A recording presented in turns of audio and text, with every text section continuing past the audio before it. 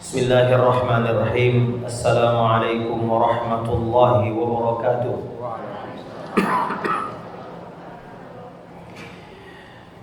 Alhamdulillahi ala ihsanih wa syukru lahu ala taufiqihi wa amtinanih. Asyhadu an la ilaha illallah wahdahu la syarika lahu ta'ziman li sya'nih. Wa asyhadu anna Muhammadan 'abduhu wa rasuluhu ad-da'i ila ridwanih. Salawatu Rabbi wa salamuhu wa ala alihi wa ashabihi wa ikhwanih. Amma ba'du. Hadirin dan hadirat, para ikhwani fillah wa akhwati fiddin, a'azzani Allah wa iyyakum.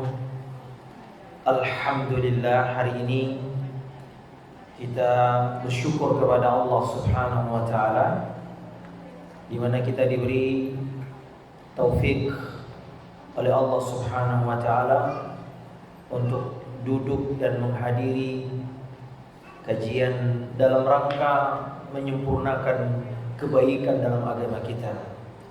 Kata Nabi sallallahu alaihi wasallam, "May yuridillahu bihi khaira yufaqihu fid din."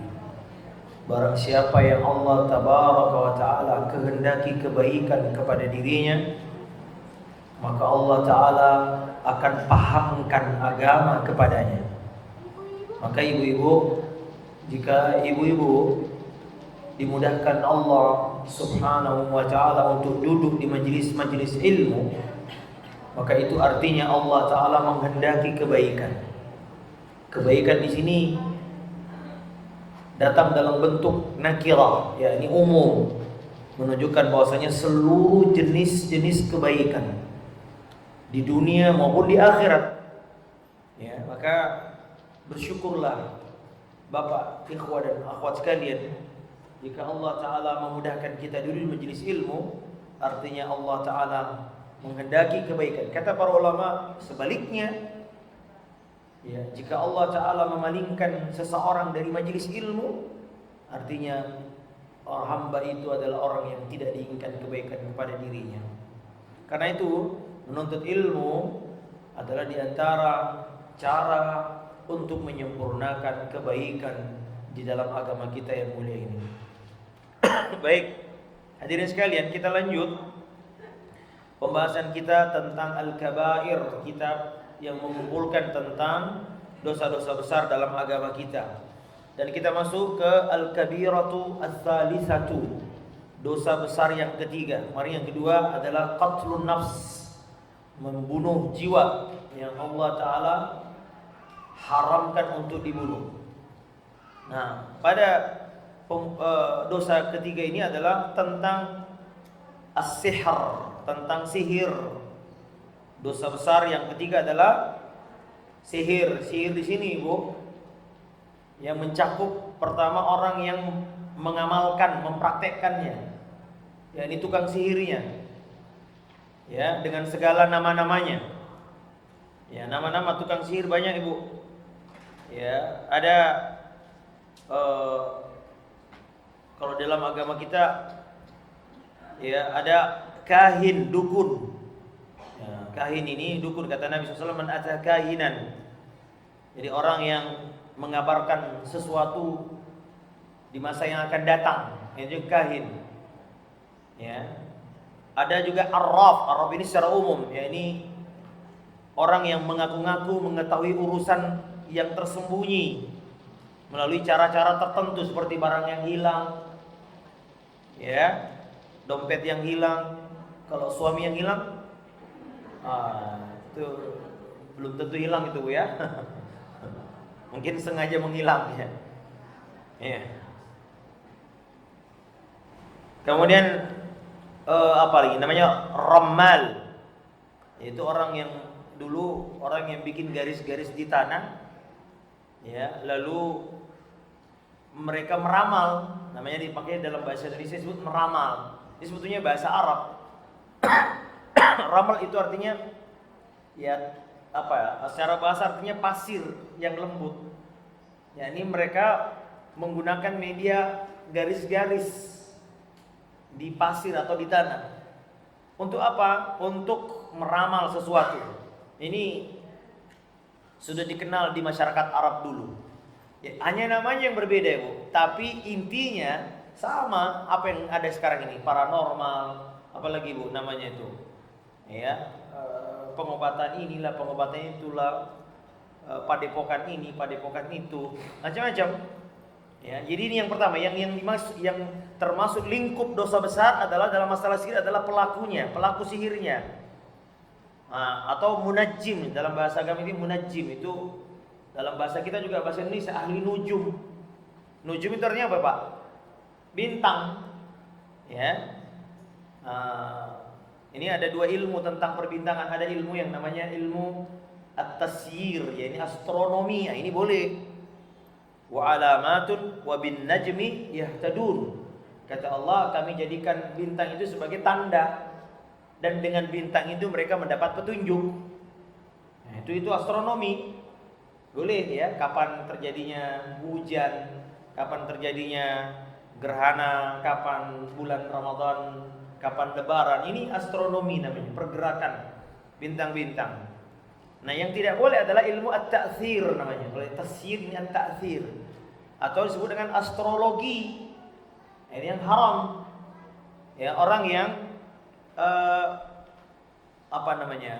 mengaitkan antara gerakan baik jatuh atau naiknya, munculnya bintang tertentu dengan nasib ya manusia. Jadi mereka meyakini bahwasanya bintang-bintang itu memiliki pengaruh kepada nasib manusia. Kalau di Indonesia namanya horoskop.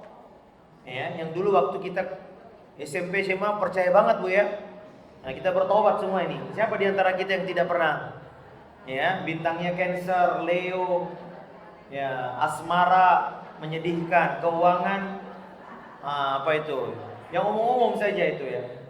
Ini semua nggak boleh Bu. Bahkan Ibu, jangankan mempercayai, hanya iseng aja nggak boleh. Walaupun tidak sampai kepada syirik, tapi kufur, apa ini dosa haram. Ya, kata Nabi, man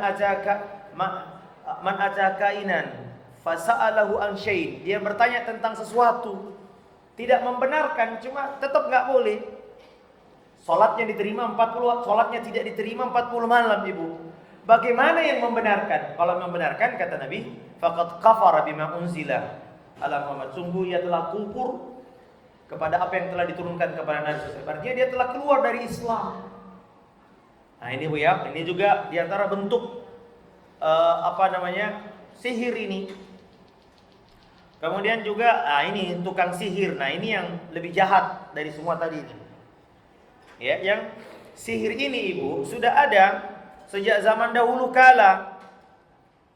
Bahkan kalau kita perhatikan seluruh nabi dan rasul Ibu ditentang dan diberi dengan semua nabi-nabi dan rasul Bu digelari oleh umatnya, kaumnya dengan tukang sihir. Apa kata Allah? Kadzalika ma atal ladzina min qablihim min rasulin illa qalu sahirun aw majnun. Kata Allah saja, tidaklah datang kepada mereka seorang rasul kecuali mereka kaumnya mengatakan tukang sihir atau gila. Hanya ada dua itu Bu. Ya, jadi berarti tukang sihir sudah ada ribuan tahun yang lalu. Ya, semua nabi-nabi dan rasul digelari tukang sihir oleh umatnya. Di zaman Nabi Musa alaihissalam ribuan tahun yang lalu sudah ada tukang sihir. Ya. Bahkan Fir'aun memelihara tukang sihir. Jadi ini bukan fenomena zaman now. Ya. Fenomena yang sudah ada, sudah ribuan tahun yang lalu sudah ada orang yang mempraktekkan sihir ini dan sampai sekarang. Ya. Praktek perdukunan malah akhir ini Bu, fenomena ini sihir, perdukunan, ramalan kita lihat semakin marak di tanah air kita Bu. Padahal di negeri ini terkenal dengan negeri mayoritas kaum muslimin. Ya, di seluruh dunia Bu, negara yang mana yang paling banyak muslim penduduknya? Ya kita. Dan ada yang lebih banyak daripada penduduk muslim kecuali Indonesia. Yang lain, Saudi Arabia hanya 23 juta penduduknya. Muslim kita mungkin ratusan juta. Ya, namun kita dapati fenomena luar biasa. Dulu dibilang tabu, tertutup. Sekarang ini mereka unjuk gigi Bu. Mereka bikin iklan bahkan ada program, mereka berikan program di HP, program aplikasinya ada ramalan ini, ramalan itu. Ya, maka tidak lagi malu-malu menampilkan. Coba kita lihat iklan-iklan baik di TV atau di internet, website. Mereka menawarkan pengasihan, penglaris. Bahkan kemarin ada yang katanya di Facebook ada yang ingin menjual kris penglarisnya karena butuh duit lah. Kalau memang butuh duit kenapa kamu jual? Jadi ada kris katanya ini buat penglaris. Ya dijual karena BU butuh uang katanya. Allahul musta'an ya. Nah kita ini dibodoh-bodohin, makanya mereka disebut orang pintar Bu, karena yang datang orang bodoh. Datang supaya digandakan uangnya, supaya lancar rezekinya, lancar. Kita dalam logika kita mengatakan, kalau mereka bisa melancarkan rezeki mereka yang harusnya lebih banyak rezekinya dari kita. Ya. Allahul musta'an, ya. Ramalan-ramalan ada tarifnya. Kalau kita itu ada yang saya pernah nyasar tuh di SMS. Ya, tarifnya ya. Ketik ini, ketik itu, nanti 2000 perak. Nanti akan diramal nasibmu, ya. Nanti kamu gak cocok dengan pekerjaan ini, macam-macam, ya. Apalagi pengobatan alternatif, Ibu, masya Allah. Kalau kita nggak hati-hati, ya banyak sekarang ini dukun-dukun berkedok agama, ya. Mereka Ibu menggunakan media-media agama, seperti baca ayat, mungkin di ruangannya ada kaligrafi, ya. Mereka bahkan ada yang bikin masjid di sampingnya, padahal ini cuma kedok doang, ya. Nah ini banyak kaum muslimin tidak tahu membedakan mana dukun mana tidak, Bu. Bahkan saya pernah ada ibu-ibu ya tanya tentang, Ustaz saya mau berobat gini-gini. Saya bilang, Bu kayaknya sih jangan deh, ya begini. Nah ternyata dia nekat. Sampai susah ditelepon, Ustaz, ini saya tempat dukun pengobatannya. Ini banyak yang jenggotan, banyak yang cadar juga di sini, Ustaz. Waduh. Ya. Akhirnya apa? Telepon lagi. Langsung dikasih bicara sama dukunnya. Dukunnya bilang, "Pak, siapa ini?" Saya bilang, "Saya ini." "Wah, Pak, kita beda aliran," katanya, Pak. "Ya kalau Bapak nggak percaya nggak usah datang," katanya. Nah ini ibu-ibu Bapak sekalian, ini masya Allah. Jadi yang dimaksud orang yang mencakup sihir adalah pertama orang yang pelakunya, mempraktekkannya, tukang sihirnya. Ya, dengan macam modusnya Ibu ya, terutama mereka menggunakan jalur pengobatan. Nah, dan orang biasanya kalau mau sembuh, apa aja mau disuruh lakukan. Nah, ciri-cirinya biasanya Ibu ya, ini sekedar ini. Ada yang mengaku sebagai tukang pijat, ada yang mengaku guru spiritual, ada yang mengaku kiai dan macam-macam. Biasanya lazimnya mereka bertanya tentang nama ibu. Siapa nama ibunya? Ya, tuh. Betul nggak, Bu? Ya, berarti pernah ya. Ya, kemudian biasanya Bu dia minta bekas-bekas apa yang pernah kita pakai, apakah bekas pakaian, ya bekas rambut, ya sapu tangan, celana, macam-macam. Ya. Kemudian juga Ibu terkadang minta menyembelih hewan tertentu, ya. Kemudian dispesifikkan ayamnya ayam jantan, warnanya ini, macam-macam. Ya. Kemudian biasanya disuruh darahnya diambil, dagingnya dibuang aja, cuma darahnya dong yang diambil, dipercikkan ke tempat-tempat yang ada musibahnya, ya. Nah, kemudian atau menulis jampi-jampi, mantra-mantra di kertas, ya, yang di sana ada mengandung kesyirikan, ya, atau biasanya disuruh bawa pulang ini, kemudian disuruh tanam di depan rumah. Benar nggak, Bu? Saya nggak berani jawab ya, takut dibilang pernah. Ya. Macam-macam ya, Bu ya.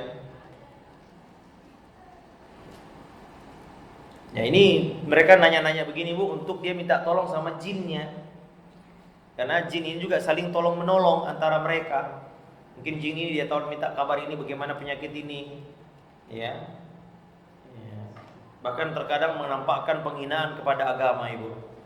Ya, mereka menginjak-injak Al-Qur'an, tulisannya disobek, ya.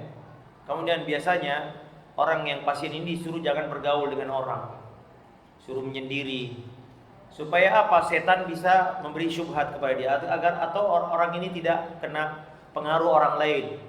Pulang nanti jangan bergaul ya selama 2 hari 3 hari di rumah aja terus tirakatan. Nah ini beberapa ciri.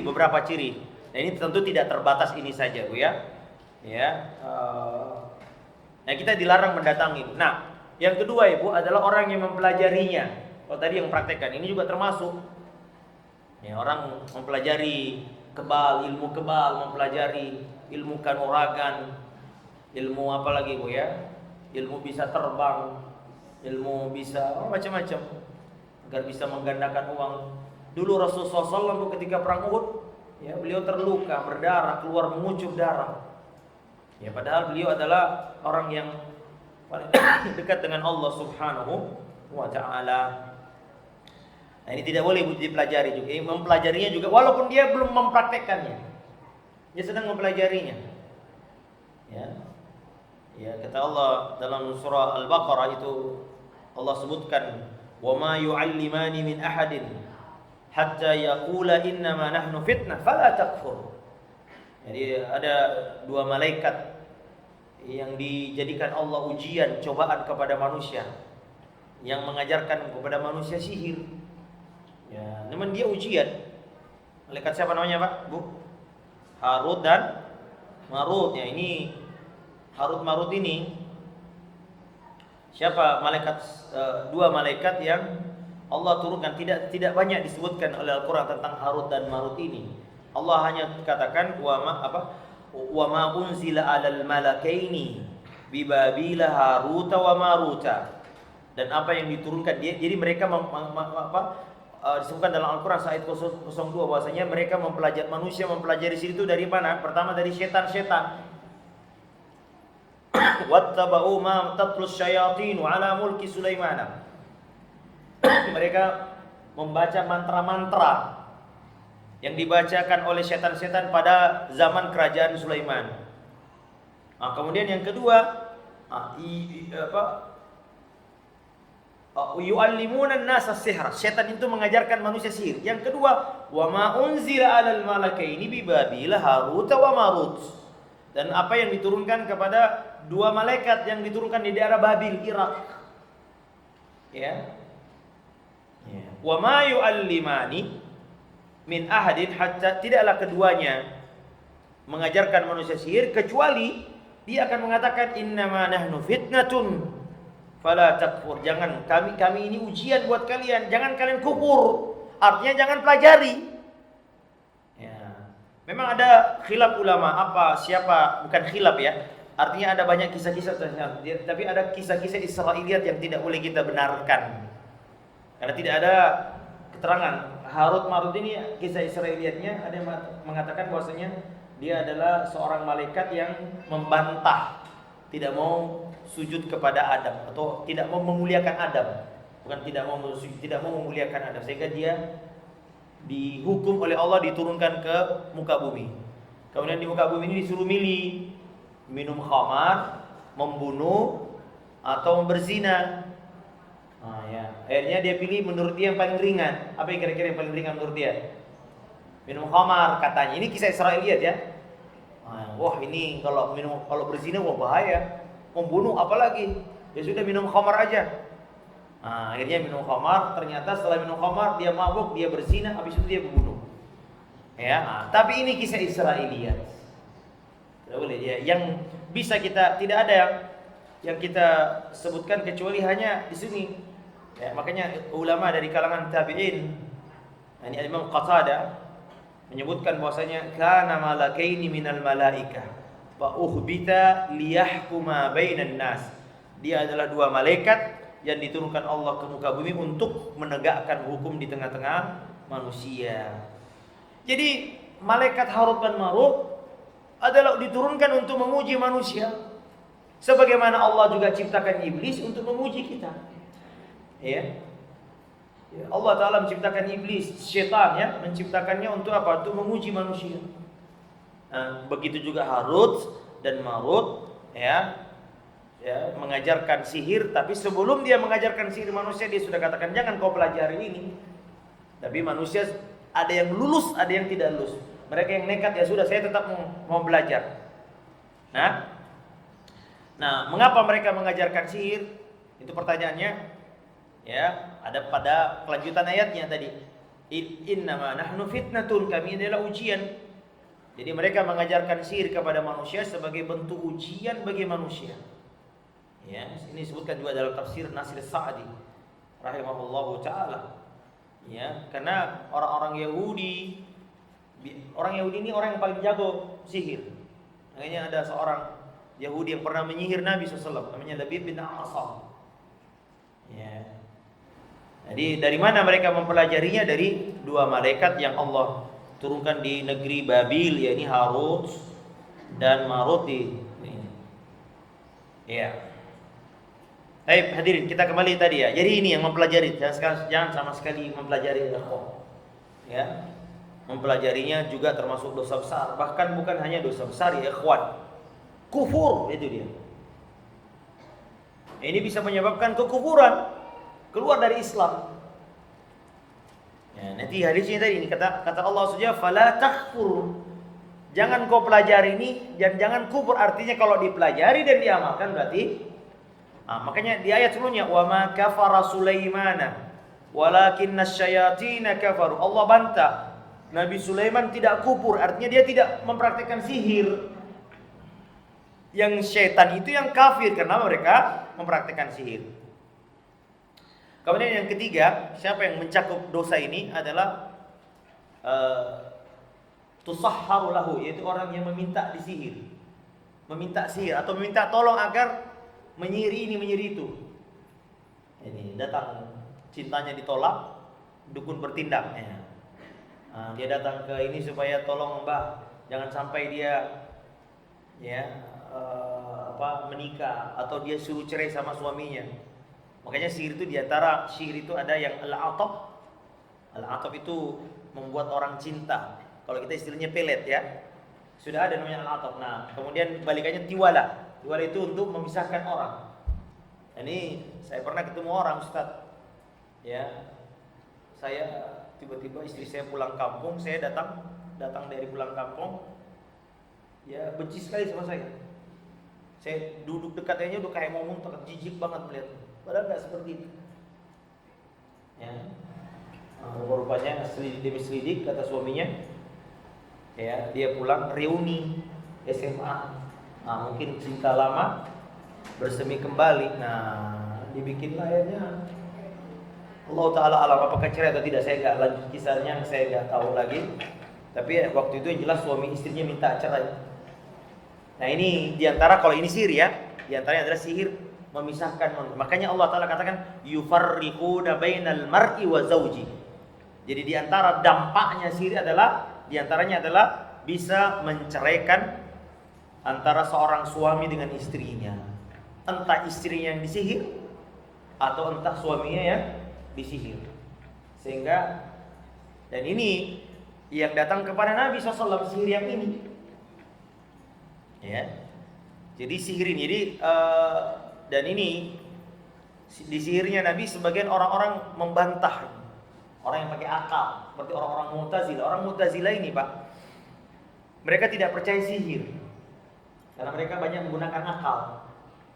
Kata mereka sihir itu tidak ada, yang ada hanya tipuan, khayalan saja. Dan tidak bisa pengaruh, itu hanya menipu mata kita katanya. Jadi sihir yang menimpa Nabi SAW adalah sihir yang ingin, jadi dihayalkan. Ada yang mengatakan 20 hari, ada yang mengatakan 40 hari. Dihayalkan bagi Nabi seolah-olah dia sudah bercampur sama istrinya, padahal tidak. Sampai istri dekat Nabi dia nggak campuri istrinya. Dan bahkan ada pengaruh bisa membunuhnya karena ya dia berkata, ya Aisyah, itu sihirnya yaitu di rambutnya, bekas rambutnya Nabi diambil, kemudian diikat di sebuah daun mayang jantan kurma, ya, kemudian diikat lalu ditaruh di bawah sebuah sumur sampai sumurnya itu berwarna merah penuh darah. Jadi betul-betul ingin membunuh Rasulullah SAW. Kemudian datanglah dua malaikat yang meruqyah dan mengobati Nabi Sallallahu Alaihi Wasallam. Masya Allah. Jadi ini Ya, sihir yang bisa, yani orang yang minta, ya, minta dipelet lah, minta disantet lah, ya, ya itu juga. Jadi orang yang masuk dalam lingkup dosa besar ada 3 Pak ya. Yang pertama siapa tadi? Yang mempraktekannya. Yang kedua, yang mempelajarinya. Yang ketiga, yang meminta tolong. Ya ini juga. Semuanya masuk ke dalam dosa ini. Semuanya berdosa. Kita yang mana, Bu? Oh, enggak ada 2 3 tanya. Baik, ibu-ibu yang dimuliakan Allah Subhanahu wa taala. Nah,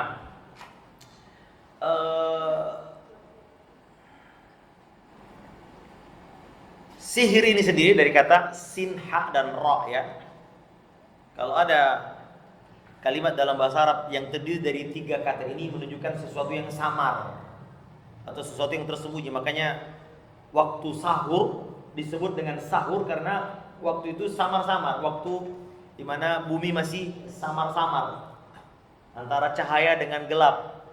Ya, makanya disebut dengan sahur. Ya.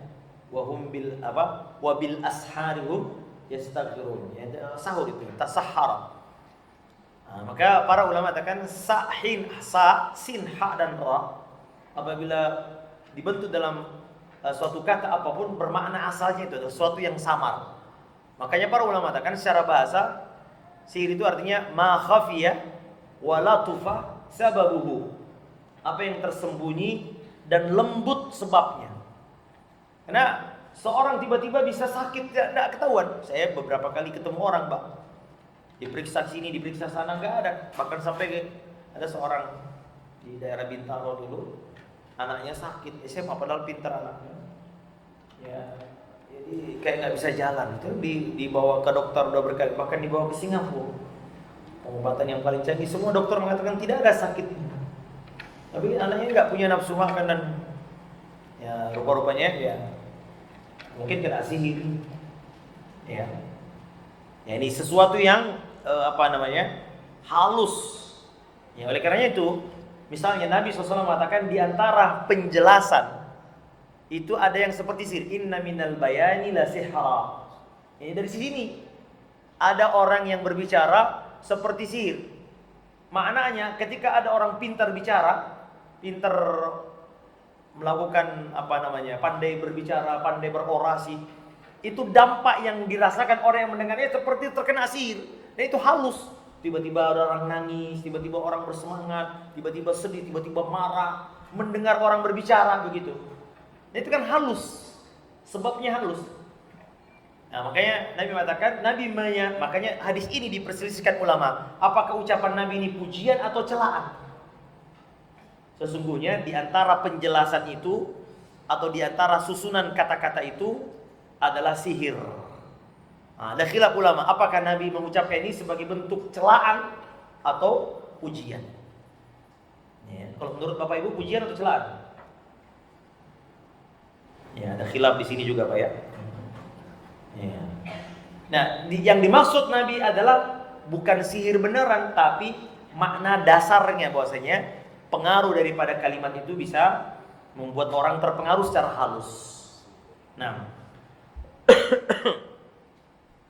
hadirin yang dimuliakan Allah Subhanahu wa taala, oleh karenanya Bapak Ibu, para ulama berbeda pendapat tentang sihir ini. Artinya mereka berselisih pendapat tentang bagaimana mendefinisikan sihir karena cakupannya luas banget, prakteknya luas, sarana yang digunakan juga banyak. Ada yang dengan jampi-jampi, ada yang dengan diikat, ada yang buhul-buhul, ada yang digantung, ya macam-macam. Ya, sehingga ada ulama yang tidak mau mendefinisikannya. Ya, pokoknya mereka mengatakan ini pokoknya ismun jami'un li ma'anin mukhtalif. Ya, sebuah istilah untuk makna yang sangat banyak. Ya, karena sebabnya bisa banyak, caranya banyak, pengaruhnya juga banyak. Ada yang gila, ada yang tiba-tiba sakit, ada yang bisa terbunuh, macam-macam. Ya, ya, karena untuk mendefinisikan suatu istilah yang menyuruh dan lengkap itu sulit bagi mereka karena banyaknya cakupan sihir ini. Namun di antara ulama ada yang berusaha mencoba mendefinisikannya, tapi lagi-lagi setiap dia mendefinisikan pasti ada yang mengkritik. Oh, ini belum masuk ini belum masuk itu. Ini baru tentang ini. Nah, misalnya yang paling masyhur adalah apa yang disampaikan oleh Imam Ibnu Qudamah Al-Maqdisi rahimahullahu taala, ini seorang ulama dari mazhab Hambali. Beliau mengatakan sihir itu adalah azaimu, jimat-jimat, wa ruqa, jampi-jampi, wa uqadun, buhul-buhul atau buhul-buhul, Pak. Ya. Tali yang diikat itu namanya buhul. Dan memang rupa-rupanya Bapak Ibu, rata-rata ghalibnya sihir itu medianya dengan menggunakan sesuatu yang diikat. Makanya Allah Ta'ala katakan wa min syarrin naffatsati fil uqad, dan dari kejahatan ya sihir yang diikat dalam tali, yaitu buhul. Ya. Kemudian beliau mengatakan tu'assiru fil qulubi wal abadan, yang mempengaruhi hati dan badan. Fayumridu, maka bisa membuat sakit. Wa yaqtulu, bisa membunuh. Wa yufarriqu bainal mar'i wa zawji, dan bisa memisahkan antara suami dan istri. Ya, tetapi ini yang kritikan ini dikritik oleh sebagian ulama. Ya, karena ada jenis sihir yang lain yang tidak masuk. Yaitu jenis sihir namanya takhyil. Sihir yang menimpa mata biasanya. Ya, ini biasanya apa ya? Bisa pindahin Monas, tiba-tiba Monas hilang. Ya. Kalau orang yang punya utang bisa menghilang, itu bukan sihir, Bu, ya. Waktu belum punya utang manis, setelah punya utang, menghilang. Itu bukan sihir. Ini sihir mata namanya, takhir. Sebagaimana sihirnya tukang sihirnya Fir'aun. Yukhayyalu ilaihi min sihri annaha tas'a. Kata Allah, dihayalkan kepada Musa bahwasanya tongkat itu bisa berubah menjadi ular.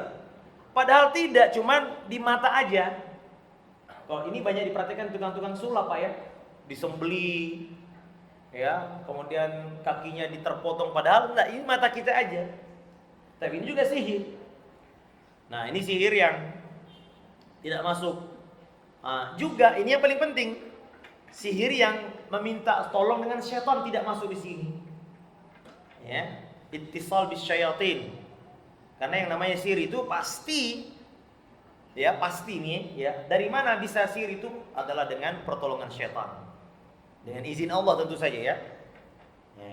Wa annahu kana rijalun minal insi ya'udzuuna bi rijalin minal jinni fazaduhum tahaqa. Juga ada ayat Quran, la unabbiukum bima maukah aku beritahu engkau kepada siapa setan-setan itu turun ketika setelah mencuri berita dari langit adalah kepada likulli affakin azim. Makna affakin azim di antaranya adalah para dukun-dukun. Jadi mereka berkolaborasi, ya, dengan setan-setan yang mencuri dengar, ya, kabar-kabar dari langit. Ya. Makanya sihir itu macam-macam, ikhwan. Ya, para ulama menjelaskan, ya, banyak sekali ada beberapa kategori, ya, jenis-jenis sihir ini. Yang pertama, ada yang sihir hakiki. Nah, ini memang memiliki pengaruh. Dan ini sihir yang bisa mempengaruhi langsung ke anggota badan, Pak. Tiba-tiba badan kita sakit, atau mungkin mata, atau bahkan mohon maaf bisa membunuh, seperti tukang tenung, ya, tukang santet, atau tukang teluh kalau kita, ya, teluh baca istilahnya, itu bisa. Dan ini ada hakikatnya. Makanya ikhwan, para ulama, ulama Ahlus Sunnah meyakini adanya sihir ini. Hakikatnya ada nggak sih? Ya, ada. Nah, memang ada yang mengingkari adanya sihir. Ini orang-orang Mu'tazil. Orang Mu'tazil ini banyak menyimpang akidahnya, ikhwan. Ya, banyak menyimpang akidah. Di antaranya tadi ini, mereka tidak percaya adanya sihir. Ya. Nah, ini Ahlus Sunnah meyakini hakikatnya. Kenapa? Karena Allah Ta'ala, makanya tadi disebutkan di dalam Al-Quran tuh, ya, yufarriqu bainal mar'i wa zawjihi. Dia bisa memisahkan antara suami dan istri, berarti ada dampaknya. Real gitu, bukan hanya khayalan. Orang cerai kok berarti betul-betul. Ya. Bahkan Allah Ta'ala katakan ma yadurruhum wa la yanfa'uhum. Ya. Kata Allah illa biiznillah. Kata Allah SWT ya, wa ma hum bidarrina bihi min ahadin illa biiznillah. Kata Allah SWT mereka tidak bisa memberi bahaya kecuali dengan sihir. Ini menunjukkan bahwasanya sihir itu punya hakikat real, ya, nyata adanya, pengaruhnya ada, bahkan bisa mempengaruhi badan, ya. Dan diantaranya juga mempengaruhi hati, misalnya membenci atau mencintai. Tadi apa? Pelet atau tiwala yang memisahkan. Atau kalau kita mungkin pengasihan ya. Nah, sihir ini ada dua macam. Sihir yang hakiki ini ada dua macam, ikhwan. Ada yang terjadi dengan niat tukang sihir, dan ada sihir yang terjadi dengan perantaraan sarana atau alat, semacam benda-benda yang telah dikasih mantra. Jadi ada yang memang tukang sihirnya punya niat, ya, dan ada yang hanya melalui sarana. Ini dua-duanya berbahaya. Ya, dan di negeri kita ini banyak Pak ya pengajian gini-gini. Ya. Taib, yang kedua adalah sihir takhyili namanya Pak. Sihir takhyili. Tadi ya yang menggunakan kekuatan daya khayal. Tadi disebutkan di Al-Qur'an kan yukhayyalu ilaihim min sihrim annaha tas'a. Dikhayalkan kepada Nabi Musa, makanya Nabi Musa mundur tuh. Ya, makanya kalau mereka mengatakan kalau Nabi kita yakini tersihir berarti ini mencederai syariat. Masa berarti itu mempengaruhi Al-Qur'an? Berarti Al-Qur'an menjadi tercampur dengan sihir. Kita katakan ya, ini hadisnya sahih, hadis Bukhari Muslim, bahwasanya tersihirnya Nabi hanya berdampak pada tadi itu, pada badannya, tidak pada syariat. Itu pun segera diruqyah oleh malaikat. Ya. Buktinya Nabi Musa juga tersihir. Artinya dia terkena khayalan, dia mundur. Makanya Allah katakan la takhaf, jangan kau takut. Nah, kalau kita mencela bahwasanya Nabi SAW tersihir tidak mungkin, maka begitu juga Musa. Ya. Nah, ini namanya sihir khayali Pak ya. Seperti misalnya dia ada seorang tukang sihir penggal lehernya terputus, lehernya ada di sana, orangnya ada di sini, ya. Atau misalnya makan api, berjalan di atas api, bisa terbang, ya. Ini semua khayalan, ya. Atau tiba-tiba, mohon maaf ini kertas, ya. Ini tiba-tiba jadi uang, ya. Ini khayalan, padahal bukan uang sebenarnya. Atau mungkin juga ada trik, ya, bisa juga trik. Nah, ini yang sihir yang ketiga, ya, majazi, kejadian yang samar, ya. Ini biasanya kecepatan tangan atau mungkin dengan teknologi. Nah, ini kalau bisa disebut dengan sulap ya. Nah, itu ada ustaz cerita, ya, ada anak mahasiswa kuliah di Madinah, ya bisa begitu sulap-sulap. Nah, di depan syekh dia praktekkan. Wah, ketika melihat ini syekh langsung beristighfar. La ilaha illallah. La ilaha. Ya syekh ini hanya untuk gerakan tangan. La ilaha illallah. Nah, itu gerakan tangan begini atau apa ya, itu biasanya dengan tipuan kecepatan ya. Ini namanya sihir majazi. Ya. Ya, disebut sihir karena ya pengaruhnya seperti itu, tapi bukan sihir dalam sisi syariat ya. Ya, bukan sihir dari sisi syariat, ya. Tapi disebut sihir seperti tadi itu, orang yang terpengaruh dengan kalimat ucapan. Nah, ini Nabi katakan sihir. Nah, ini makna secara bahasa. Ya. Ya, jadi pakai gerakan tangan atau dengan tipuan. Tapi ini juga tidak boleh karena dusta. Ya, berdusta. Kecuali setelah itu kita sampaikan triknya. Ikhwan, maaf, ini tadi caranya begini ya. Tapi kalau dia berlesat-lesat dengan menipu orang, wah hebat, wah tukang sulap dia, nah ini bahaya, ya. apalagi dia pakai ayat-ayat. Nah, ini bisa termasuk orang yang berdosa karena menipu. Ya. Jadi 3 secara umum ya, ada sihir hakiki dan ini. Kemudian yang kedua sihir takhyili, nah ini juga kufur. Ya, karena jadi besi lalu jadi emas. Ya.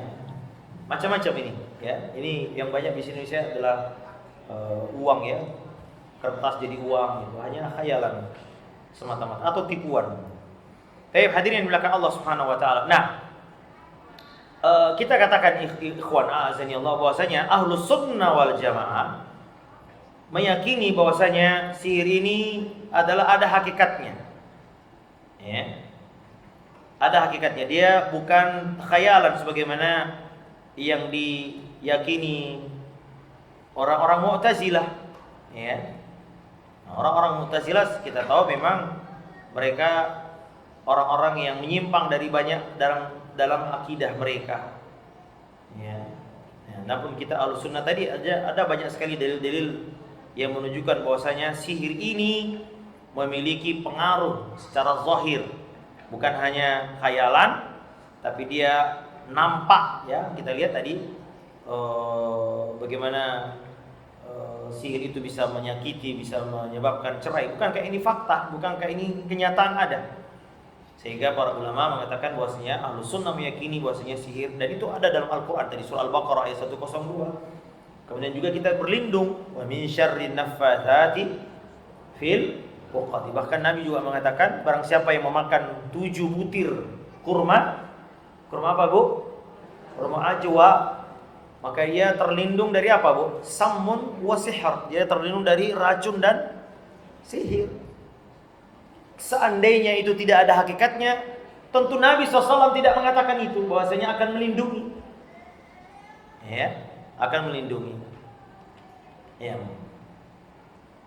Taib hadirin yang dimuliakan Allah Subhanahu wa taala. Mari kita lihat dalil-dalil yang digunakan oleh Syekh rahimahullahu taala. Ya. Yang pertama di sini adalah surah Al-Baqarah ya, ayat 102. Allah taala berfirman, "Wattaba'u ma tatlus syayatinu ala mulki Sulaiman." Mereka mengikuti apa yang dibaca oleh setan-setan pada masa kerajaan Sulaiman. Jadi ada syubhat yang mereka sampaikan bahwasanya Sulaiman ini tukang sihir. Makanya antum perhatikan ya ikhwan, banyak metode-metode atau alat-alat sarana-sarana sihir yang disandarkan kepada Sulaiman. Ada tongkat Sulaiman, ada batu Sulaiman, ada apa lagi? Apa Bu? Ya, ada semua disandarkan kepada Sulaiman. Ya, karena ini syubhatnya. Jadi ketika Sulaiman meninggal, datanglah setan-setan yang tadinya ditundukkan oleh setan. Mereka mengatakan dulu Sulaiman bisa mungkin karena sihir, supaya setan ingin manusia tahu bahwasanya sihir itu ada benar, dan Nabi pun juga bisa tukang sihir, sehingga mereka membenarkan praktek sihirnya. Maka mereka menyandarkannya kepada Sulaiman. Makanya Allah bantah, "Wa ma kafara Sulaiman." Sulaiman bukan sihir. Oleh karena itu dia bukan kufur, walakinnas syayatin kafaru. Tetapi tetapi setan itulah yang kufur. Karena mereka yang mengerjakan sihir. Ya. Apa itu? Yu'allimunan nasa sihra. Mereka mengajarkan manusia sihir. Maka ikhwan, kalau antum perhatikan dari mana kalau mau jadi tukang sihir, dukun, ya, pasti ya itu adalah merupakan pertolongan setan, dan setan tidak mungkin menolong kecuali apa? Imbalannya adalah kesyirikan. Pasti imbalannya adalah kesyirikan. Makanya kalau kita perhatikan ikhwan azanillahu wa iyyakum, tukang sihir ini ya, kalau mereka ingin menjadi tukang sihir yang paling bagus, mereka pasti jauh banget dari syariat. Biasanya harus meninggalkan Islam, menyembeli ini, menyembeli itu, tirakatan ini. Biasanya 40 hari tidak boleh mandi, gak boleh kena air. Terus kapan wudhunya? Ya itu. Ya. Kemudian apalagi itu? Harus Al-Quran harus dirobek katanya, terus ditaruh di sandal, terus dibawa ke kamar mandi, ditaruh di, mohon maaf, dikasih tinja. Nah ini Saya pernah dengar seorang ustaz cerita temannya ya pernah berdakwah di salah satu pedalaman di Kalimantan Ibu. Itu kalau sampai di sana tuh katanya harus naik ketinting, naik perahu berjam-jam, jalan kaki berjam-jam, sampai berhari-hari sampai di sana satu kaum. Kemudian suatu malam dijamu oleh orang tua di sana. Nah, ketika dalam perjamuan itu ada yang nyeletuk, wah bagus kalau ada roti nih kan. Tapi di mana mau jual roti di kampung seperti ini? Terus ada yang nyetuk, saya bisa belikan roti sekarang di kota. Cuma 1 jam, setengah jam sudah sampai. Nah, cuman katanya tidak boleh baca bismillah. Betul. Beberapa saat kemudian dia datang bawa roti. Saat Ustaz penasaran, beberapa bulan dia pulang, dia tanya tukang rotinya, waktu ini tanggal ini ada ciri-ciri begini, oh ada katanya. Nah, cuman nggak boleh baca bismillah, jadi bisa terbang. Nah ini ikhwan a'azani Allah wa yakum, ada sihir ini. Setan dari mana? Setan pasti, makanya antum lihat sihir ini ikhwan, tumbalnya adalah kesyirikan. Ya, kita disuruh menyembelih atas nama ini, disuruh mengalirkan darah atas nama ini, ya macam-macam. Ya. Intinya adalah mengajak manusia kepada syirik. Makanya Allah katakan fazaduhum rahaqa, mereka bertambah sesat kalau mereka minta tolong sama jin. Nah, ikhwan, kemudian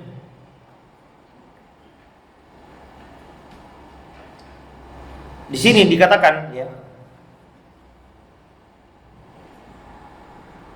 ayatnya tadi ini. Ayatnya. Kemudian wa ma unzila 'alal malakaini bi Babila Harut wa Marut. Dan kepada apa yang diturunkan kepada 2 malaikat di Babil, Harut dan Marut. Tadi sudah disampaikan ya tentang sejarah Harut dan Marut ini. Wa ma yu'allimani min ahadin hatta yaqula inna ma nahnu fitnatun fala takfur. Tidaklah keduanya mengajarkan manusia kecuali sebelumnya ia katakan kepada yang mau belajar ini, sesungguhnya kami ini ujian bagimu, maka janganlah engkau kufur. Nah, ini dalilnya. Bahwasanya orang yang mempraktekkan, mempelajari atau minta adalah orang yang telah kufur, artinya keluar dari Islam. Nah, kemudian fayata'allamuna minhuma ma yufarriquna bihi bainal mar'i wa zawjih. Mereka mempelajari sihir yang dengan sihir itu dapat menceraikan antara seorang suami dengan istrinya. Wa ma hum bidarrina bihi min ahadin illa biiznillah.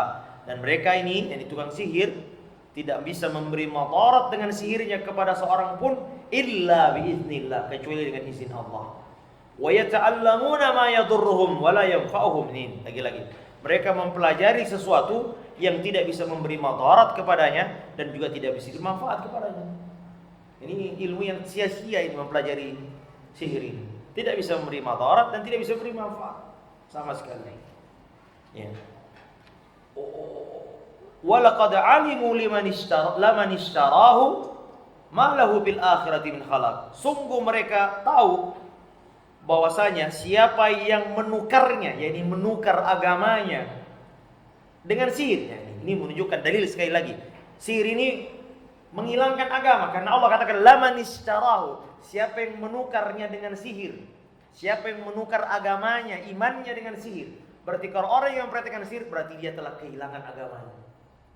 Malahu fil akhirati min khalaq, maka ia tidak punya bagian di akhirat nanti. Artinya dia tidak akan masuk surga. Ya, wala bi'sa ma syara bihi anfusahum, maka sungguh ya amat jahatlah perbuatan mereka menukar agamanya dengan sihir. Lau kanu ya'lamun, kalau mereka mengetahui. Jadi ayat ini ikhwan dalilnya, jadi bisa menyebabkan suami istri terpisah, dapat memberi madarat ya. Ini menunjukkan bahwasanya sihir adalah kekufuran dan dosa yang sangat besar. Kemudian hadirin yang dimuliakan Allah Subhanahu, di antaranya juga di sini beliau menyebutkan dalil ya, adalah dalil berikutnya hadis Nabi sallallahu alaihi wasallam. Kata Nabi sallallahu alaihi wasallam, ijtanibu as-sab'al mubiqat, ya, jauhilah oleh kalian 7 perkara yang membinasakan. Ya, Sesuatu yang membinasakan adalah sesuatu yang bisa mengeluarkan, bisa membuat kita celaka, masuk neraka maksudnya. Ya, di antaranya kata Nabi SAW adalah as-sihr. Sesudah menyebutkan syirik, beliau menyebutkan adalah al-mubiqat adalah dengan sihir ini. Ya, kawan. Baik. Ini di antara dalilnya bahwasanya sihir ini termasuk dosa besar ya ibu-ibu, bapak sekalian. Karena dengan ini seorang telah kufur dari agamanya. Dari mana datangnya, Pak? Bapak Ibu yang dimuliakan Allah Subhanahu wa taala. Ya, sihir ini disebut bisa. Yang pertama, ikhwan, karena pertama adanya menduga-duga perkara yang gaib. Ini mengaku-ngaku mengetahui perkara yang gaib, yang ini merupakan hak Allah Azza Jalla. Ini kafirnya para dukun dan tukang sihir, ikhwan. Ya, disebabkan dari dua sisi. Sisi pertama adalah mereka mengaku-ngaku mengetahui perkara yang gaib. Kata Allah, "Qul la ya'lamu man fis samawati wal ardil ghaiba illallah." Katakanlah tidak ada seorang pun di langit dan di bumi yang mengetahui yang gaib kecuali Allah Azza Jalla. Ini. Kata Allah Azza Jalla, "Alimul ghaibi alimul ghaibi fala yuzhiru ala ghaibi ahada illa man irtada mir rasulin." Kata Allah, tidak ada, dialah Allah yang mengetahui yang gaib, tidak ada yang dia tidak memperlihatkan kepada seorang pun perkara gaib kecuali kepada Rasul yang ia ridhai. Makanya kita dapati ikhwan Rasulullah SAW, ya, ketika terjadi misalnya hadithul ifk, ya, kisah di tersebarnya hoax ya, tentang Aisyah radhiyallahu taala, ibu kita Ummul Mukminin. Maka selama 1 bulan disebutkan dalam hadis Nabi SAW menjauh dari Aisyah, bahkan terpengaruh. Bahkan beliau SAW sampai memanggil beberapa sahabat. Ya, di antaranya yang dipanggil adalah seorang wanita budak yang sering bersama Aisyah radhiyallahu anha, yaitu Barirah radhiyallahu taala anha. Kata Nabi, "Ya Barirah, bagaimana menurutmu Aisyah?" Tuh, Nabi nggak tahu perkara gaib. Padahal sudah 1 bulan lamanya gosip ini menyebar, sampai Nabi merasa sempit dadanya dengan isu ini. Ini menunjukkan Nabi nggak tahu perkara gaib, karena tidak ada ayat turun selama 1 bulan. Ya, di antaranya dia bertanya kepada Zainab bintu Jahsy, ya, istri Nabi SAW, Ummul Mukminin. Karena Zainab ini dengan Aisyah, kata para ulama, adalah dua istri Nabi yang bersaing mencari keridhaan suaminya.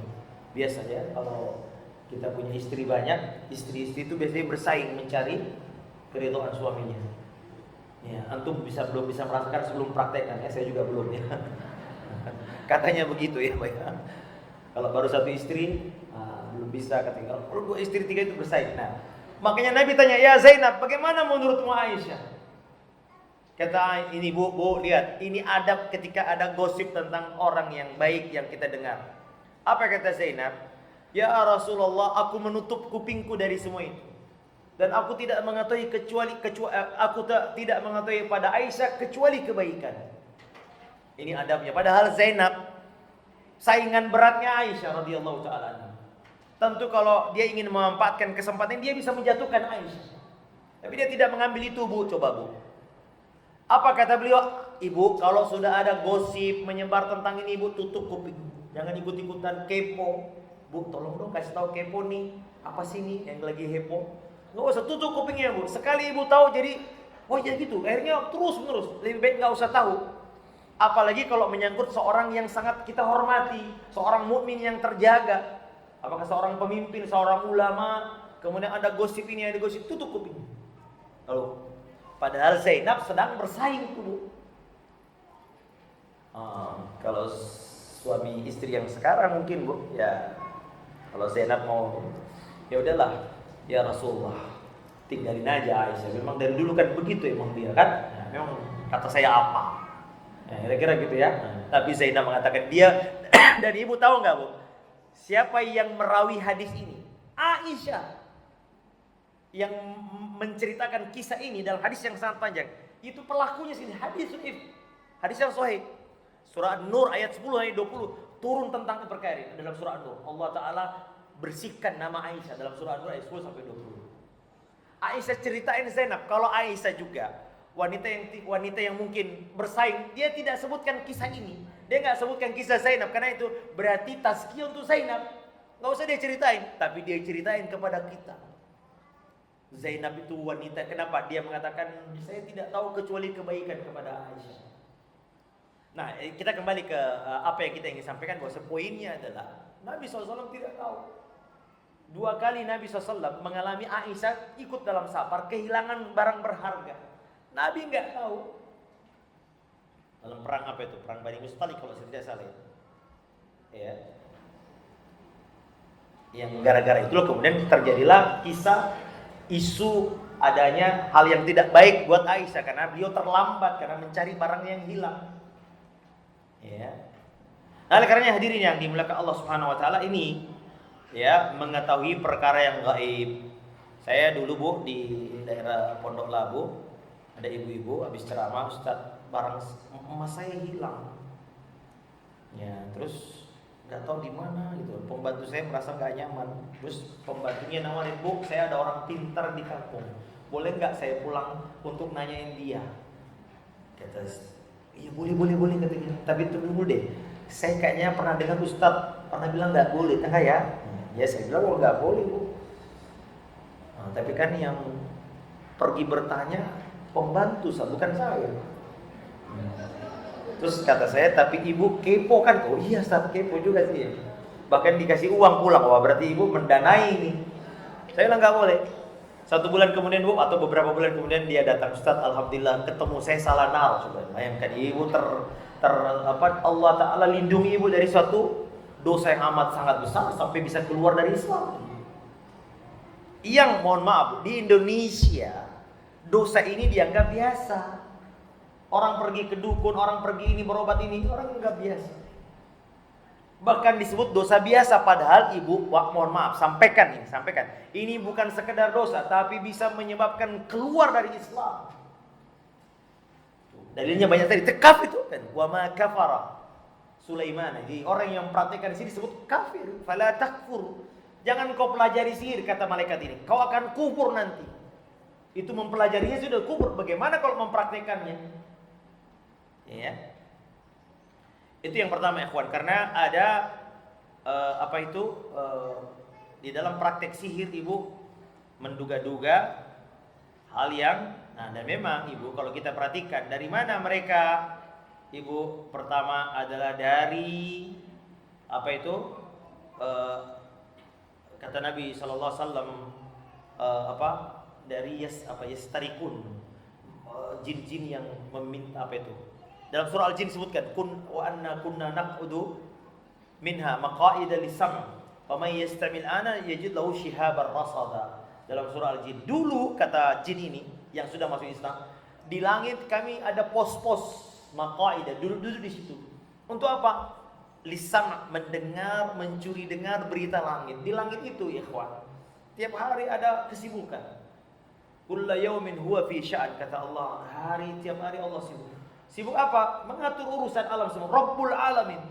Menurunkan hujan, mengatur ini, mengatur rezeki, menumbuhkan ini, semua diatur. Dan malaikat diperintahkan yang menjaga gunung ini, menurunkan hujan. Nah mereka curi dengar, mematikan ini, cabut nyawanya ini, hidupkan ini, celakakan ini. Ya. Nah dari mana mereka tahu? Dari ini. Tapi kata jin ini, semenjak Al-Quran diturunkan, kami tidak leluasa lagi. Makanya para ulama mengatakan setelah Islam datang, dukun-dukun itu tidak seperti dulu, nggak sakti-sakti lagi Bu. Dulu sebelum Islam, sakti mereka. Kenapa? Leluasa jin-jin mencuri dengar di langit.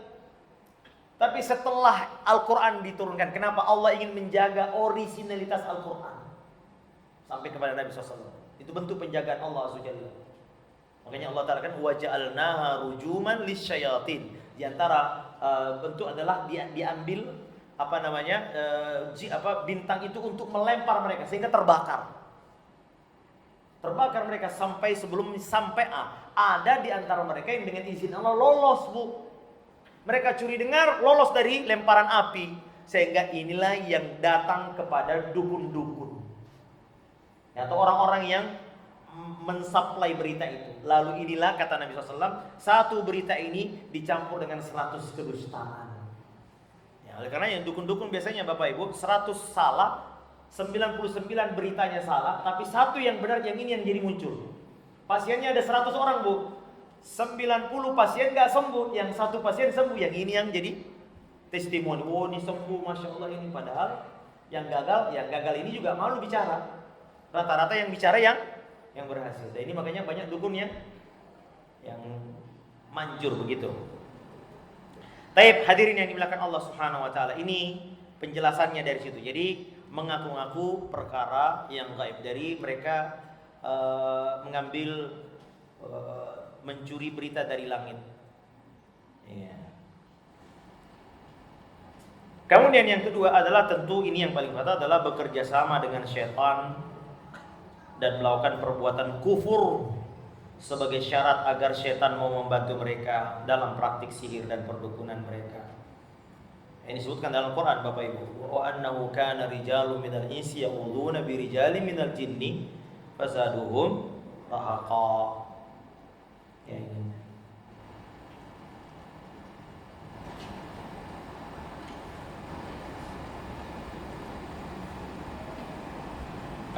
Bahkan Bapak Ibu disebutkan para ulama bahwasanya syaitan juga senang yang didapatkan jin dari manusia. Karena berita-berita yang disampaikan jin ini untuk menakut-nakuti. Ya, kemudian Bapak Ibu ya, banyak orang keluar dari Islam. Maka kata Syekh Abdurrahman As-Sa'di dalam tafsirnya, syaitan mendapatkan kesenangan dengan manusia mentaatinya, menyembahnya, mengagungkannya, berlindung kepadanya. Adapun manusia juga mendapatkan kesenangan dengan apa? Dipenuhinya keinginannya. Apalagi di zaman sekarang banyak orang stres Bu. Persaingan orang mencari rezeki ini luar biasa. Ya, sehingga terjadilah persaingan yang luar biasa, apalagi dalam biasanya Bu, mohon maaf, dalam persaingan kekuasaan. Makanya kita dapati banyak dulu raja-raja, ya penguasa-penguasa, mereka memiliki tukang sihir peliharaan. Masih ingat kisah seorang pemuda dengan tukang sihir, hadis Nabi yang panjang Bu ya, pernah dengar ya, kisah Ashabul Ukhdud. Kata Nabi, dulu ada seorang raja di zaman Bani Israel punya tukang sihir yang sudah tua. Lalu dia minta kepada raja, raja, aku ini sudah tua, ib'athli gulaman u'allimu, coba carikan saya seorang pemuda yang masih segar, yang bisa saya ajarkan sihir agar bisa meneruskan estafet kesihiran saya, gitu. Banyak sekali. Pertanyaannya banyak. Ya lihat Bu, seorang penguasa tuh punya tukang sihir. Maka apalagi sekarang saya pernah ke suatu kota di Samarinda, di Kalimantan, yang sudah disebut namanya. Itu ada tukang begitu Bu. Sampai jamaah saya bilang, Ustaz, ini disebutkan petinggi-petinggi penguasa-penguasa yang datang ke sana. Disebutkan ini yang pernah ini. Coba bayangkan Bapak, kita ini Masya Allah, negeri Islam terbesar, banyak orang pintar yang orang insinyur, tapi kalau memutuskan suatu kok konsultasinya kepada mereka, dukun-dukun. Waliyatubillah. Ya, jadi Ibu, apalagi sekarang ini persaingan bisnis, persaingan ini, ya orang kadang-kadang pejabat supaya tidak digeser pakai bantuan syaitan seperti ini. Ya. Apalagi katanya Ibu, wallahualam, benar enggak sih Bu, kalau orang mau jadi caleg katanya ada dukun, kalau masih tarif, kalau DPRD kabupaten segini, DPRD provinsi segini, kalau DPR pusat MM-an ya. Saya nggak tahu nih, Masya Allah. Ya. Waliyatubillah. Nah, hadirin yang dimuliakan Allah Subhanahu wa taala, kemudian juga hadis yang berikutnya di sini, di antara dalilnya adalah Nabi sallallahu alaihi wasallam, salasatun la yadkhuluna jannah. Ada 3 orang yang tidak akan masuk surga. Mudminu khamarin. Tentu mereka yang maksud sini adalah tidak bertobat sampai dia meninggal. Adalah peminum khamar. Kemudian waqati'u rahimin, orang yang memutuskan silaturahim. Hati-hati ibu-ibu, bapak-bapak sekalian ya. Ya kadang-kadang hanya kena persoalan waris, seorang kakak adik tidak bertegur sapa sampai bertahun-tahun. Saya tahu betul pak, karena saya sering dipanggil untuk menyelesaikan waris. Ada yang 7 tahun tidak bersalaman. Waliyadzubillah. Nah ini termasuk yang memutuskan silaturahmi tidak akan masuk surga. Dalam hadis yang lain Nabi mengatakan la yuqati'u rahimin wa musaddiqum bis-sihr, orang yang membenarkan sihir. Orang yang mempercayai sihir, Bu. Ini tidak boleh. Ini hadisnya Imam Ahmad dalam musnadnya. Juga hadis Nabi SAW dari Ibnu Mas'ud radhiyallahu an, kata Nabi, ar-ruqa wat-tamaimu wat-tiwalah syirkun. Jampi-jampi, ya tentu ruqyah di sini adalah ruqyah yang tidak syar'i. Tamimah, sesuatu yang digantung, tiwala tadi untuk untuk memisahkan orang, tahbib namanya. Ya. Ini atau kalau tadi pelet atop, ya, tiwala ini memisahkan orang. Ini kata Nabi adalah syirik. Ya, ini bentuk kesyirikan di masa jahiliyah. Ini hadisnya, kawan. Tayyib. Selesai ya, dalil-dalilnya udah selesai semua. Tapi Bapak Ibu, karena ini banyak pertanyaan, izinkan kita jawab pertanyaan aja ya, sehingga cukup materinya.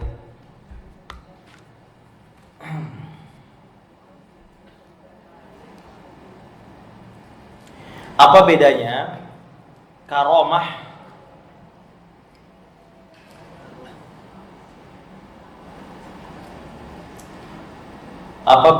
kelebihan diri yang karomah berasal dari Allah dan dengan kelebihan mempelajari sihir? Wah, ini bukan untuk dibandingkan Ibu ya. Karomah dari Allah saja, sihir dari syaitan, tapi itu pun dengan izin Allah ya. Kita Ibu Ahlus Sunnah meyakini adanya karomah pada wali-walinya. Ibu ya. Namun ibu-ibu yang dimuliakan Allah Azza Jalla, karomah ini bukanlah sesuatu yang bisa ditampakkan kapan dia mau, karena namanya karomah ya jika Allah mengizinkan. Makanya kalau ada orang mengatakan, lihat nih ya, dengan izin Allah saya bisa kebal nih, itu bohong, Bu. Ya, kenapa? Karena karomah datang bukan tiap saat, dengan pertolongan Allah Azza Jalla. Dan karomah ini adalah tentu saja Bapak Ibu ya merupakan bentuk ya pemulihan Allah kepada wali-walinya. Ya. Siapa mereka? Kata Allah, alladzina amanu wa hum yattaqun, orang yang beriman dan bertakwa, itu ciri wali Allah. Adapun di Indonesia, kalau wali Allah itu kalau bisa jalan di atas air, bisa terbang di atas udara, tidak kebal api, ini bukan wali. Makanya Imam Syafi'i rahimahullah, kalau engkau lihat ada orang terbang di udara, bisa jalan di atas api, jangan percaya sampai kau lihat apakah amalannya sesuai dengan Al-Quran dan As-Sunnah. Ya. Ibnu Taimiyah rahimahullah Ibu mengatakan karomah yang paling agung adalah istiqomah, itu dia. Jadi kata beliau, karomah seorang mukmin yang paling agung adalah dia istiqomah mentaati Allah. Itu karomah. Nah, kalau kita karomah itu yang sifatnya kebal. Di Indonesia banyak orang kebal katanya, tapi kita 300 tahun dijajah Belanda.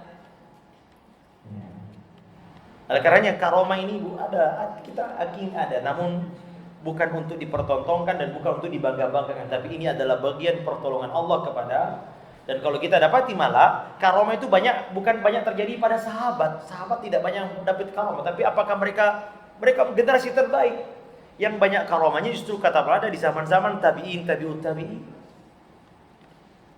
Ya. Sebagian sahabat tidak, Umar tidak banyak kita dapati ya, kecuali pernah dia melihat pasukan di atas gunung. Oh, dari jauh dia katakan naik ke atas gunung, naik ke atas gunung. Suaranya terdengar di ribuan kilometer. Ini karomah juga. Namun tidak banyak. Abu Bakar Siddiq kita tidak pernah mendengar ada karomahnya, padahal dia adalah umat terbaik. Ya. Taib Ibu. Jadi itu ya. Tidak bisa dibandingkan karena ada orang yang terlahir dengan kelebihan. Contoh anak indigo. Indigo ini bukan kelebihan Ibu, ini kekurangan. Apa enaknya bisa melihat jin, bisa setan? Ya. Makanya kalau ini harus diruqyah, ini harus diobati penyakit anak begini. Tapi di Indonesia anak seperti ini dibangga-banggakan masuk TV. Apa ini anak kecil bisa melihat ini, bisa melihat itu. Susah hidupnya ibu. Ibu kalau diperlihatkan apa yang kita nggak bisa tidur. Kita ibu bisa melihat jin, setan. Ini diantara nikmat oleh Allah SWT. Kita ditutup telinga kita, mata kita melihat mereka. Kalau enggak kita nggak bisa ngapa-ngapain bu. Kita duduk minum teh sama istri tiba-tiba ada jin duduk situ. Aduh nggak jadi minum teh, takut. Apa enaknya? Dunianya berbeda dengan kita ibu. Nabi SAW tidak pernah minta tolong jin ini jin itu. Nabi SAW pernah menangkap jin yang menggodanya ketika sholat. Namanya jin apa? Hanzab. Kata Nabi SAW, saya sudah menangkapnya. Kalau aku tidak mengingat doanya Nabi Sulaiman. Apa itu? Ya Allah, berikanlah aku kekuasaan yang tidak diberi kekuasaan orang sesudahku. Maka aku akan ikat dia sehingga dijadikan mainan anak-anak besok pagi. Ya. Jadi Nabi enggak bermudah-mudah dijadiin khadim, jadi khadam, suruh jagain toko, suruh jagain pengajian, enggak ada. Ya. Ya udah kita. Ya. Baik. Jadi bisa jadi ibu-ibu ini wali-wali semua di sini karena istiqomah pengajian, istiqomah minimal wali murid bu ya. Itu semua wali murid. Kalau bapak wali nikah ya nanti insyaallah.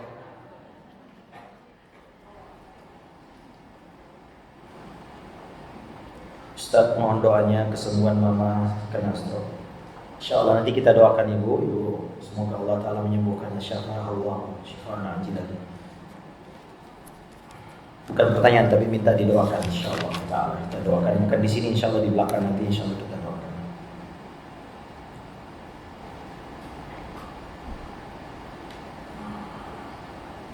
Coba tuh akhi coba disortir dulu mana yang cukup panjang sekali saya baca. Saya ingin bertanya sebelum suami saya meninggal, suami berobat untuk urut tapi ternyata kata tukang urutnya suami terkena santet sehingga kaki suami saya tidak bisa berjalan dan akhirnya suami saya ruqyah dan sore harinya suami meninggal. Apakah saya berdosa meyakini bahwa ada yang menyantet suami saya dan apakah pengobatan suami saya bukan sudah benar? Dan memang sebenarnya ada juga penyakit yang derita. Nah ibu-ibu gini panjangnya. Sihir atau tidak ibu harus tentu ada orang yang ahli menganalisa. Saya sendiri mohon maaf tidak mendalami ilmu ini. Karena di Indonesia ibu kalau kita mendalami ilmu ini ibu pasien banyak. Ya. Pernah dulu ya ada tetangga kami di kontrakan malam-malam dia kesurupan. Saya dimintai tolong, saya tak bacain doa. Alhamdulillah dengan izin Allah. Besoknya ada lagi datuk ustaz di kampung itu. Aduh, enggak, sudah cukup. Cari ustaz yang di situ, saya bilang. Aduh. Saya bilang cari ada ustaz di situ enggak ada. Ya udah itu aja, jangan saya. Jadi cepat menyebar sekali kita begini nih dan saya tidak mendalami, tapi bukan berarti enggak kita percaya, Ibu. Ruqyah yang biasa aja kalau saya meruqyah anak, meruqyah untuk betul-betul bukan sebagai kayak orang profesi, namun harus ada memang orang yang mendalami ini. Tapi saya cukup punya pesantren tahfiz aja. Tapi kalau untuk yang begini-begini harus ada memang. Tentu ada orang yang coba ibu datangi orang yang ahlinya, yang terjaga akidahnya. Jadi jangan dikit-dikit sakit demam, oh ini kena santet. Nah, padahal flu pilek aja disantet, semua santet. Ya jadi tidak mudah. Jadi memang kalau saya ya pertama ya periksa dulu ke dokter. Ya, kalau memang secara zahir ada yang bisa kita obati, ya kita obati dengan tentu begini teman-teman sekalian. Pengobatan itu selalu Islam selalu dari dua sisi ini. Sebab yang qadari dan juga yang sebab yang syar'i. Nabi SAW mengobati penyakit dengan demam, dengan bekam. Kenapa? Nabi SAW di antara media menyembuhkan penyakit adalah dengan air. Karena kita tahu sejatinya air ini sarana yang secara zahir bisa menyebabkan efek kesembuhan. Ya enggak teman-teman? Ya air minum kalau disemprotkan ya Nabi pernah menyemprotkan air lalu kemudian disemprotkan pada orang sakit. Kata para ulama lalu didoakan dengan ruqyah. Beliau menggabungkan syar'iyah dan qadari, yang kauniyah. Beliau menyuruh kita makan kurma, beliau menyuruh kita mengobati dengan obat kai, mengobati dengan minum madu, minum zaitun, kata Nabi. Ini beliau menggabungkan antara yang sebab yang zahir, yang memang kauniyah, dan yang sebab yang syar'i. Nah, makanya dua-duanya kita tempuh, Ibu. Kita datang ke dokter, dan harus kita akui Bapak Ibu bahwasanya pengobatan medis kedokteran adalah pengobatan yang secara zahir kita katakan yang paling terdepan. Karena mereka dengan ilmiah. Bikin vaksin aja bertahun-tahun, Bu, penelitian ilmiah. Jadi jangan mudah mengklaim ini pengobatan sesuai dengan Rasulullah, sesuai dengan syariat, lalu kemudian dia cocok-cocokkan ayat. Ya boleh kan, ada orang dia menemukan pengobatan ini, lalu kemudian ini dari Al-Quran, buktinya ada ayatnya, ada hadisnya, padahal ini cocok-cocokan aja. Kenapa nggak bilang pengobatan biasa aja, nggak usah harus mengklaim, ya, kecuali memang secara zahir Nabi mengatakan misalnya kurma, itu memang betul. Tapi kalau temuan sendiri lalu mengklaim, ya itu ya Bu ya. Jadi kalau saya gabungkan dua perkara ini, ya ini sebab yang syar'i dan sebab yang qadari. Sebab yang syar'i juga ada dua, Bu. Pengobatan sebelumnya, ilaja, apa itu, Bu? Dengan menguatkan tauhid kita. Nah, kemudian yang kedua apa? Membaca zikir-zikir yang masyru', zikir-zikir yang muqayyad. Apa? Zikir pagi dan petang ini luar biasa. Bismillahirrahmanirrahim, la yadurru ma ismi syai'un fil ardi was sama' was sami'ul alim. Siapa baca terjaga sampai sore, siapa sore terjaga sampai pagi. Ini sebab yang syar'i. Kemudian membacakan Al-Quran di rumah kita, terutama surah Al-Baqarah, ibu-ibu. Kemudian hilangkan sebab-sebab, misalnya masuknya jin, setan. Jangan ada gambar makhluk hidup, jangan bunyikan suara musik. Ya, malaikat nggak mau masuk, jangan pelihara anjing. Ini semua. Ya. Sudah ini. Ini sudah.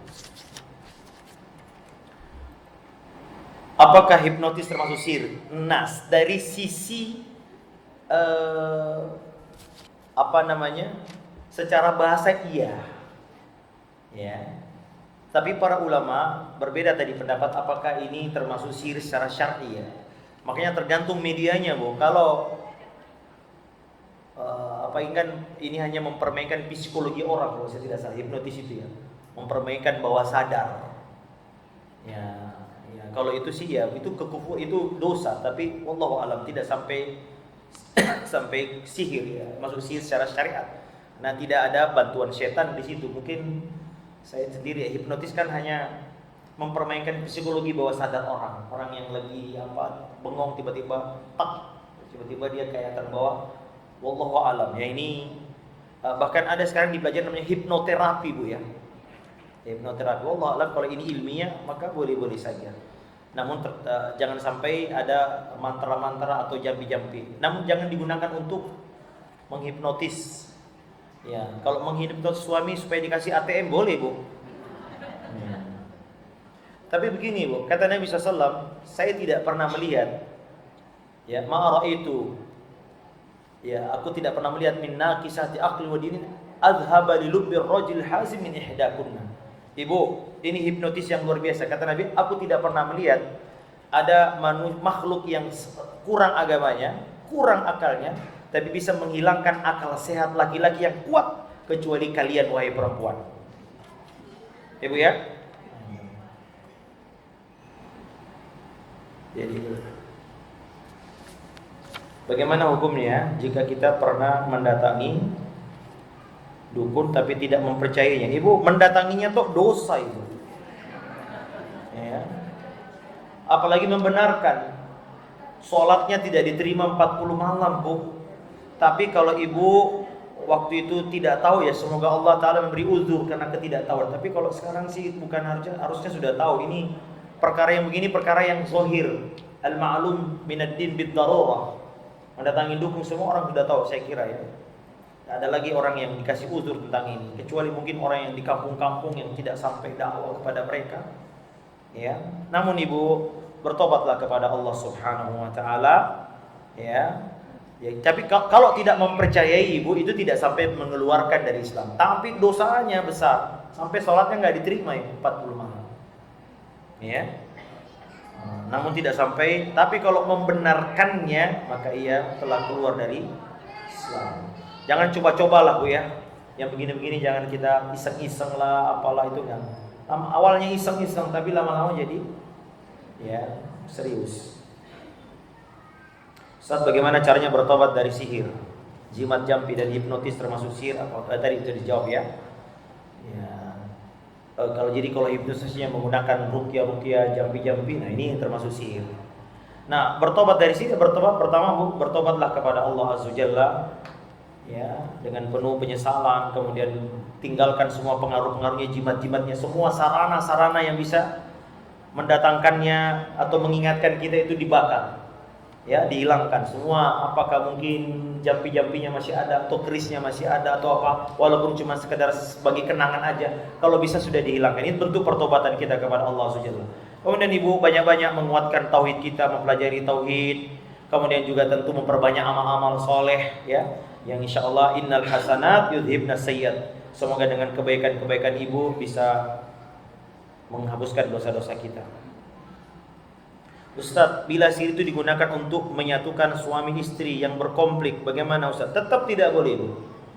Ya, tidak boleh menggunakan yang haram. Misalnya kata Nabi SAW, jangan tadawau, berobat kalian, tapi jangan berobat dengan sesuatu yang haram.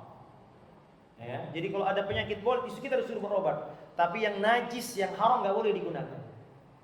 Ya, tidak boleh, Bu ya. Makanya ada yang disebut dengan nusyrah. Nusyrah itu mengobati sihir dengan sihir. Ini tidak boleh. Ada khilaf ulama memang, Bu. Tapi yang rajih adalah mengobati sihir dengan sihir ini tidak boleh. Karena tidak boleh menggunakan haram untuk mengobati sesuatu yang haram. Tidak boleh. Ya, maka ibu-ibu, bagaimana suami istri yang berkonflik? Ya, datangkan orang yang ahlinya, mungkin orang yang menasihatinya. Apa solusinya masalahnya? Allah Ta'ala sebutkan musyawarah, panggil keluarganya dari suami, panggil keluarga laki-laki, perempuan, untuk apa? Bermusyawarah. Untuk apa? Agar mereka bisa berdamai. Wassulhu khair. Ya, ada orang yang mendamaikan ya Bapak Ibu. Dan memang Bapak Ibu biasanya kalau orang berkonflik begini harus ada penengahnya. Dan carilah orang yang sebaik-baik penengah. Sebaik-baik penengah adalah orang yang tidak ada kepentingan. Jangan dari pihak keluarganya, suami istrinya pasti membela masing-masing keluarganya. Ya, ini. Jadi jangan sama sekali, ya.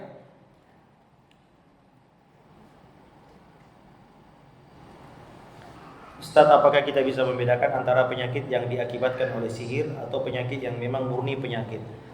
Iya. Tentu bisa Ibu ya. Pertama ya tentu datang dulu ke dokter.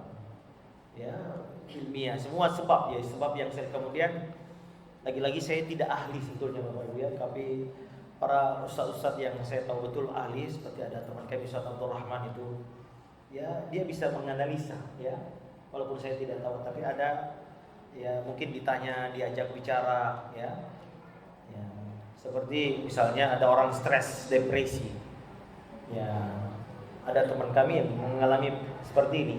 Apakah dia jin atau tidak? Ya ini harus ada. Ternyata setelah dibawa ke psikolog mengatakan ini bukan jin Ustaz, tapi ini betul-betul murni ada masalah yang sangat berat sehingga dia terkena depresi. Iya. Ustaz, ada seorang ustaz yang tidak percaya dengan sihir yang menimpa Rasulullah SAW. Ya ini orang-orang Mu'tazilah dengan alasan mencederai syariat. Ya ini orang-orang Mu'tazilah. Dibantah oleh para ulama. Ini hadis yang sahih Ibu. Bahwa Nabi pernah disihir. Dan sihirnya Nabi sekali lagi tidak sampai berakibat kepada syariat. Ya, bukan berakibat kepada syariat. Jadi tidak sama sekali. Ya. Saya bacakan bantahan ulama. Ya. Ya. Apa bantahan ulama? Ya, sebagian orang menolak hadis ini dengan dalil akal, jadi pakai akal semuanya, Bu. Mereka beralasan jika Nabi disihir maka itu bisa berpengaruh pada wahyu yang beliau sampaikan. Wahyu bisa terkontaminasi dengan kalimat-kalimat yang merupakan pengaruh dari sihir. Anggapan ini bisa dibantah bahwa Nabi disihir bukan pada hal yang ada kaitannya dengan wahyu. Sihir yang dialami semacam penyakit, Ibu, penyakit. Sehingga seakan-akan beliau merasa telah melakukan sesuatu. Seperti kita, ini saya merasa sudah minum padahal tidak minum. Ya. Nah, sebagaimana Nabi SAW juga, Nabi Musa pernah disihir juga. Kata Allah Azza Jalla ya dalam Al-Qur'an, ya yukhayyalu ilaihi min sihrim annaha tas'a. Ya, padahal tidak. Jadi saat Nabi Musa tersihir, Allah tetap menurunkan wahyu kepadanya. Kata Allah, la takhaf, padahal dia tersihir dengan sihirnya Firaun. Jadi tidak ada, harus bisa dibedakan antara itu. Jadi orang yang menolaknya ini pakai akal, bukan pakai dalil. Karena dalilnya sahih bahwa Nabi SAW. Jadi kalau ada orang, apalagi ustadz ya, mungkin ustadz itu terpapar akidah Mu'tazilah, ya. Allah Taala. Khalas. Di luar materi nggak apa-apa.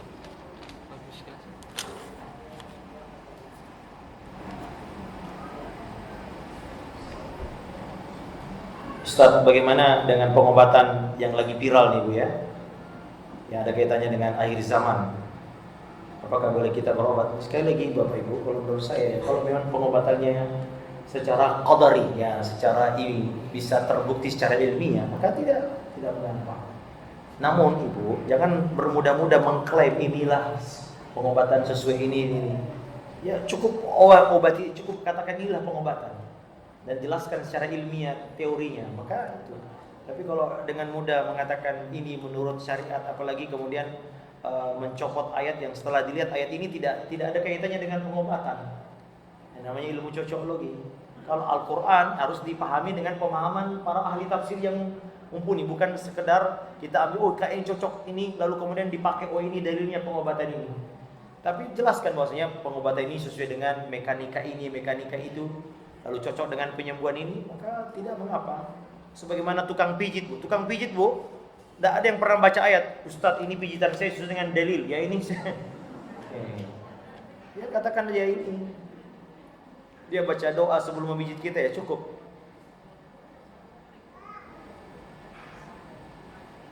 Ustadz, saya dulu sekitar 22 tahun yang lalu. Wow, lama. Berarti ibu sekarang umurnya 70 tahun ya.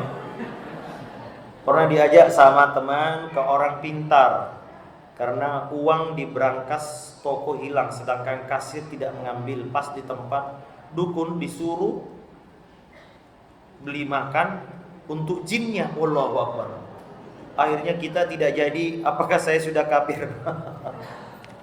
Ya, ibu waktu itu datangnya mempercayai atau tidak? Ya, kalau mempercayai ya ini bisa kufur. Tapi ibu ya sekali lagi ya bertobat kepada Allah Azza Jalla. Ya, bertobatlah kepada Allah Subhanahu Wa Taala. Apalagi ini buktinya Bu. Ini lagi-lagi nih bahwasanya disuruh beli makan untuk jin karena dia berkolaborasi dengan jin. Itu pasti ya minta tolong dengan jin. Maka kalau dikatakan apakah saya kafir ibu? Ya tergantung kalau ibu mempercayainya. Tapi di sini kan hanya ibu menemani ya. Tapi menemani juga berdosa ibu. Apalagi kalau ibu yang nyetiri ya. Selesai. Barakallahu fikum. Kita tutup dengan doa kafaratul majlis. Subhanakallahumma bihamdika asyhadu an la ilaha illa anta astaghfiruka wa atubu ilaik. Assalamualaikum warahmatullahi wabarakatuh.